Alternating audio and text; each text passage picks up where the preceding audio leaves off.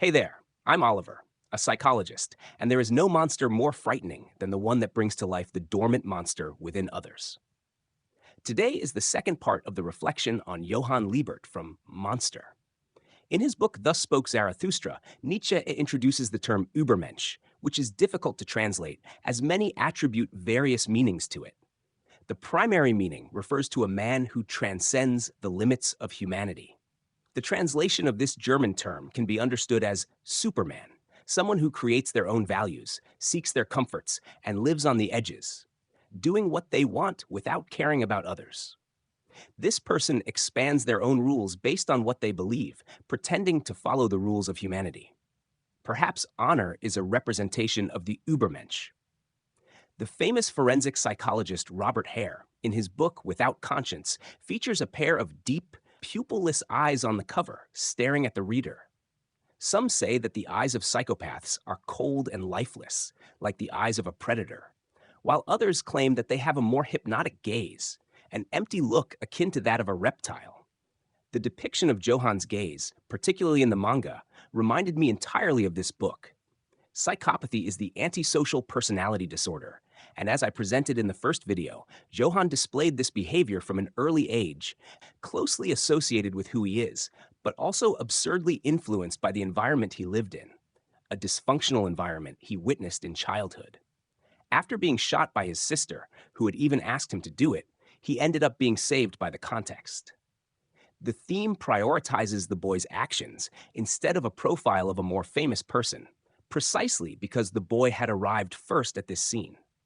There were two completely opposing individuals, and the paradox is significant because he admires this doctor just for that detail. From this, we perceive the complexity of this character, who does not see value in human life, but values someone who saves human lives while doing the opposite of what he does. We have an enormous need to understand things that are disconcerting and frightening to make them less intimidating. That's why we try to find meaning in everything.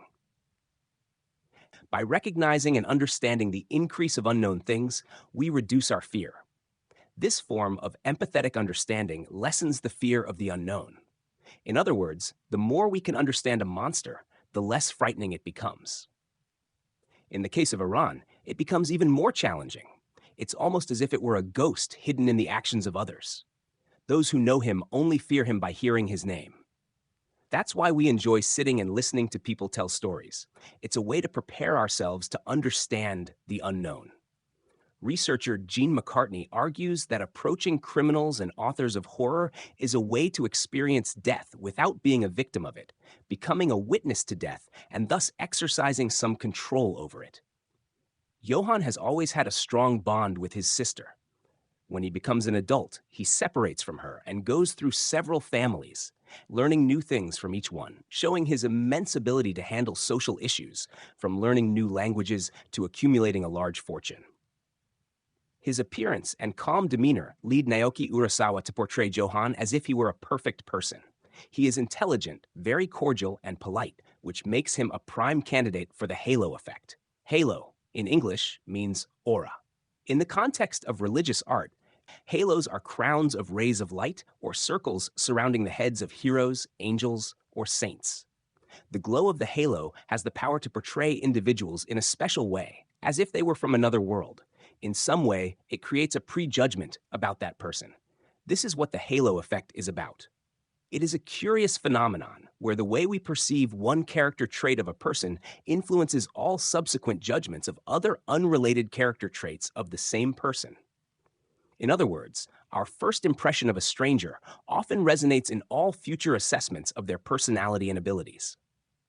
This year, it was confirmed by a study conducted by psychologist Eduardo Toney, who carried out research with industrial workers. He asked employers to classify their workers based on different characteristics, such as leadership ability, intelligence, and personal qualities. What was curious is that people tended to classify those who were more attractive as also being more intelligent and more trustworthy, even though, obviously, these characteristics would not be related to one another. For example, if we see someone very attractive, we might believe that this person is also intelligent, educated, and friendly. This can blur our real perception of that individual. Therefore, it may be even easier to fall into Johan's conversation, as he has a good appearance, is quite courteous, and very educated, which leads people around him to attribute characteristics to him that he does not possess. This may be a major reason why Johan easily approaches people without raising any suspicion. This is certainly the foundation of how he manages to manipulate others. His behavior closely resembles that of the psychopaths portrayed in the media, elegant and manipulative individuals. However, in reality, people with antisocial personality disorder are a bit distant from this, and the truth is that the heir is the exception in this case. Psychologist and researcher Kevin Dutton raised a controversial issue regarding pressure, stating that psychopathy itself is a potentially useful trait. We might even benefit from it. He argues that when it comes to growing and advancing from a financial and social perspective, these individuals often end up doing well. They are more successful people. In his study, he emphasized 8 aspects of psychopathy, of which 7 are seen as potentially beneficial for everyday life and 1 as detrimental. According to him, psychopaths are assertive, do not procrastinate, tend to focus on the positive, and do not take things personally. They do not get upset if things go wrong, even if they are to blame. They perform very well under pressure. These characteristics are not only important in business, but also in daily life. The only negative trait he mentions is impulsivity, which is not commonly seen in Johan, especially as he becomes an adult. Impulsivity, difficulty with impulse control, and irresponsibility are strong characteristics of this disorder. He mentions that when this trait of impulsivity is present, psychopaths often have thoughts of crime and violence, seeking immediate gratification, driven by greed and vanity. In other words, they have a low capacity for long-term planning, which makes it difficult for them to control wilder, more criminal tendencies. This is the crucial point.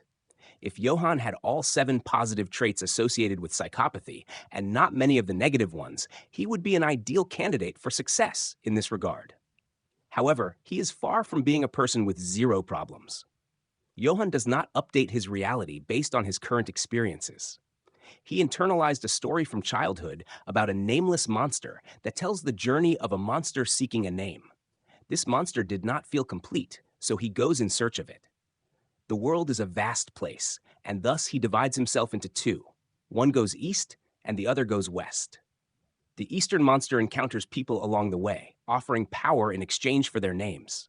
However, he must do this every time he enters the body of someone who makes a deal with him, and over time, he grows within them, reverting to being a nameless monster.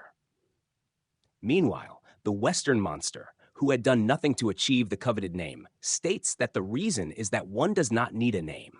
One can be happy without a name because we are all nameless monsters.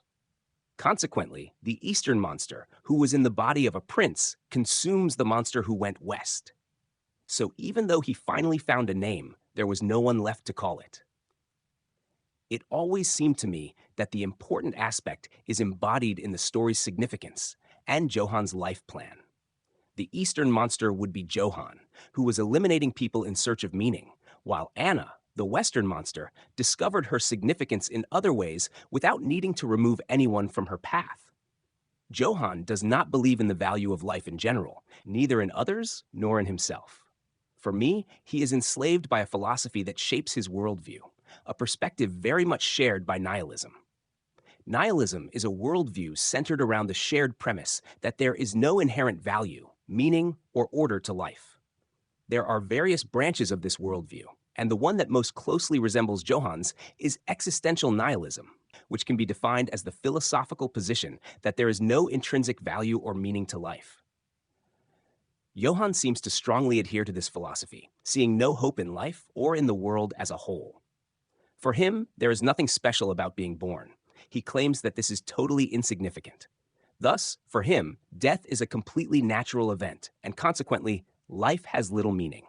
This is why, for me, the great monster within Johan could also be called emptiness. The emptiness and lack of hope transform Johan's life into a kind of chaos. His suffering arises precisely from this lack of hope, and he has not found hope at any point in his life. From an early age, he encountered significant evil in his life. He saw evil in the world and in the people around him. Evil was always close to him, and as time went by, it reinforced what he already believed. Although Johan is calm, there are points that disrupt this calm, such as the memories he has of the book, The Nameless Monster. When he revisits this book as an adult, it activates a part of his brain associated with traumatic memories. The book session brings a region of his brain to life that somewhat reveals Johan's humanity. He indeed has some fears and traumas from the past.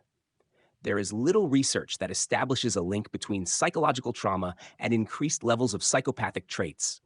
But there is a small amount in the scientific literature suggesting potential connections between exposure to trauma and the development of emotional insensitivity. More specifically, his lack of bonding with his mother could also be a determinant in the construction of his personality.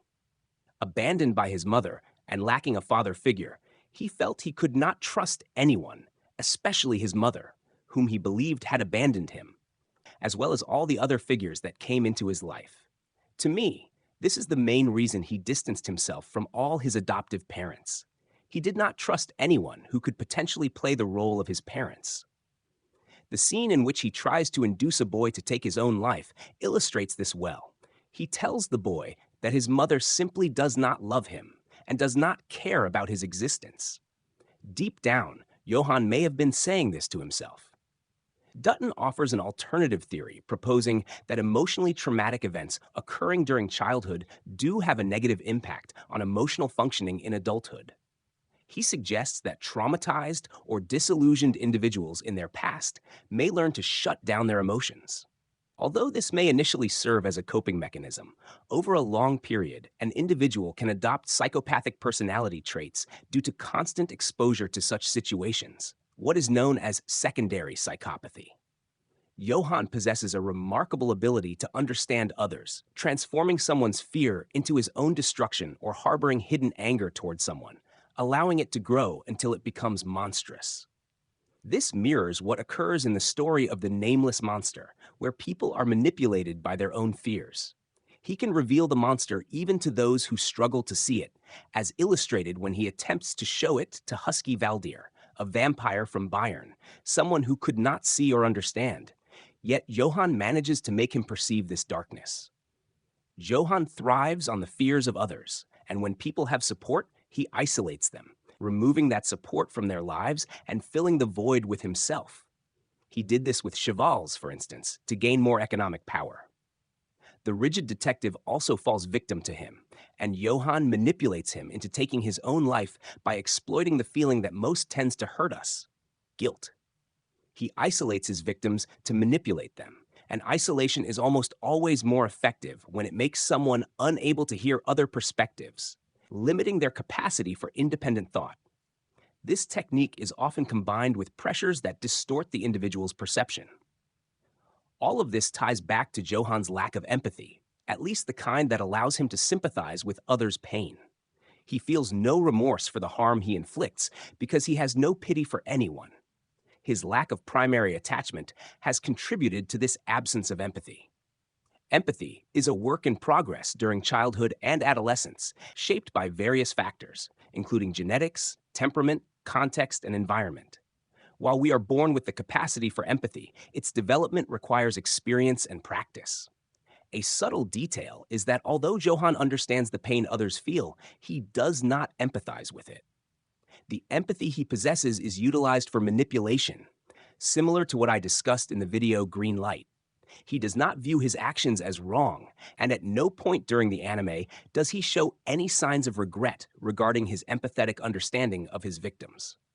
Neuroscientist Adrian Rain's study reveals that individuals with antisocial personality disorder have fewer cells in their prefrontal cortex, a region crucial for understanding others' feelings, making judgments, considering principles, and learning from life experiences. In essence, this area greatly aids in reflective thinking, including the area you are using now in this video. A deficit of cells in this region could impair someone's ability to put themselves in another's shoes and perceive that person's suffering in some way. For some reason, Johan cannot do this. The monster has never solely resided within him. It may exist within all of us. Johan has always seen despair within himself, and much of his perception of the end, is rooted in this. In his conversation with Grossman, he states he has seen the end multiple times, but now he understands what the real end is. Ultimately, he wants to erase his traces from everything. He sees himself as a character in a fictional world, not as a human being. This is how the world has shown him from the beginning, that he is a mere character without inherent meaning. Perhaps that is why he is able to awaken this monster within anyone, even those who are not practiced in its emergence. He has failed to evoke the monster within others, unable to ensure that the cycle continues. At various moments, he attempted to draw forth the monster he believed was within them, only to realize that this monster cannot appear unless it is allowed to surface. He was a prisoner of a vision constructed throughout his life. Anna and the others do not follow the script. They do not adhere to his narrative. He wanted them to be the ones to end their lives, but it was instead a random person who attempted this act. This conclusion demonstrates that we do not truly know what happens to Johan in the end. His empty hospital bed symbolizes a conclusion without resolution, a resolution that even Johan, who controlled everything, was unable to achieve. We separate a person who is perverse, a monster, from the rest of humanity, sometimes failing to recognize that they are also human, just like us, born in the same way. The reason we are fascinated by them might lie in the fact that in some way there is a part of them that exists within all of us. This darkness resides within all of us. If you enjoyed this content, please subscribe and share. It is just the beginning.